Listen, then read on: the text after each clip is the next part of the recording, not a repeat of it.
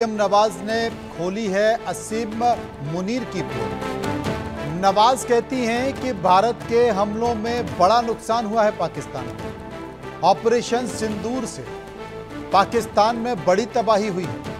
Pakistan operation सिंदूर के हमलों से जूझ रहा है। ये बात किसी और ने नहीं बल्कि सत्ताधारी पार्टी की नेता ने कहा है। मरियम नवाज ने इस बात का जिक्र किया है कि पाकिस्तान ऑपरेशन सिंदूर से दहल गया है, उसकी हालत बहुत बुरी है और वो अभी भी इस तबाही से जूझ रहा है। अब सबसे बड़ी बात है अजय जांड्याल, जब खुद मरियम नवाज इस बात का जिक्र कर रही हैं तो फिर असीम मुनीर को इतना बड़ा सम्मान, इतना बड़ा ओहदा क्यों दे दिया? देखिए, ये जो समझ में आ रहा है मनोज, ये एक फेस सेविंग का तरीका हो सकता है और अल्टीमेटली चलनी तो सेना की ही थी, वहां शहबाज शरीफ की और मरियम नवाज की नहीं चलनी थी। ऐसे में सत्ता में आईएसआई और पाकिस्तानी आर्मी जो चाहे वही होता है। दरअसल आसिम मुनीर अगर आप देखें तो एक फेल्ड जनरल जो है वो के तौर पर देखे जाते हैं, फील्ड जनरल नहीं, फेल्ड जनरल। वो इसलिए क्योंकि आप देखें तो टीटीपी के खिलाफ खैबर पख्तूनख्वा में और बीएलए के खिलाफ बलूचिस्तान में पिछले 6 महीनों से इन्होंने मिलिट्री ऑपरेशन शुरू किया है और उस मिलिट्री ऑपरेशन में मुझे नहीं लगता कि इन्होंने अभी तक 20 भी जो उनके लोग होंगे या 50 जो टीटीपी या बीएलए की जो लड़ाके हैं उनको मारा होगा।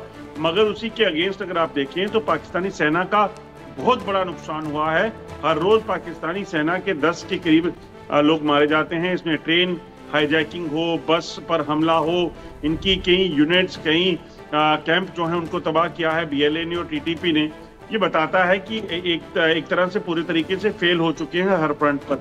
ऐसे में भारत के साथ जब कॉन्फ्लिक्ट हुआ और भारत ने जब आतंकी ठिकानों को ध्वस्त किया तो कहीं ना कहीं इनकी तरफ से, आसिम मुनीर की तरफ से भी कहीं ना कहीं शेखी दिखाई गई होगी कि हम ये करेंगे वो करेंगे, मगर जैसे करने के लिए बढ़े उसके बाद कर कुछ नहीं पाए, उल्टा 12 एयरबेसेस जो हैं उनको नष्ट करवा लिया।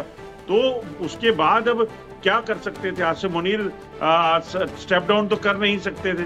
पाकिस्तान में ऐसा रिवाज है नहीं कि गलतियों के लिए वो हार मान ले या गलतियों के लिए अपनी गलती कोई मान ले। तो ऐसे में आसिम मुनीर जो हैं वो सरकार पर के साथ लगातार जुड़े थे।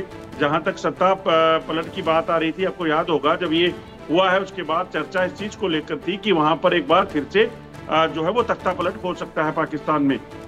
तो कहीं ना कहीं शहबाज शरीफ या फिर मौजूदा सरकार के साथ मिलकर ये फैसला हुआ कि हम सत्ता ना बदलें या फिर सत्ता परिवर्तन ना हो, बल्कि आसिम मुनीर को जो है वो ये ओहदा जो है वो दे दिया जाए, प्रमोशन दे दी जाए। वरना उन्होंने जो काम किए हैं, जो फौज के साथ पिछले कुछ सालों में हुआ है, उसके लिए तो सीधे तौर पर आसिम मुनीर को इमीडिएटली जो है वो स्टेप डाउन करना चाहिए था। तो प्रमोशन की वजह जो है वो यही लगती है मनोज, इसमें कोई भी ऐसी वजह नहीं दिखती जिसमें ये किया जाए। 12 एयर फील्ड जो है वो तबाह होना, आतंकियों के ठिकाने जो कि पाकिस्तान के लिए एक एसेट हैं, क्योंकि पाकिस्तान के लिए वो सब काम करते हैं, सरकार के लिए, और सेना के प्रॉक्सीज हैं वो, तो उनके ठिकानों का ध्वस्त होने का मतलब है कि पाकिस्तान की सेना जो है उस चीज को भांप नहीं पाई, इंटेलिजेंस फेलियर हुआ और उसके बाद तबाही जो भारत ने मचाई वो दुनिया ने देखी है, पाकिस्तान के लोगों ने देखी है। जी, बहुत बहुत शुक्रिया करेंगे अजय जांड्याल का, जो विस्तार से हमें जानकारी दे रहे थे। आगे बढ़ते हैं और बात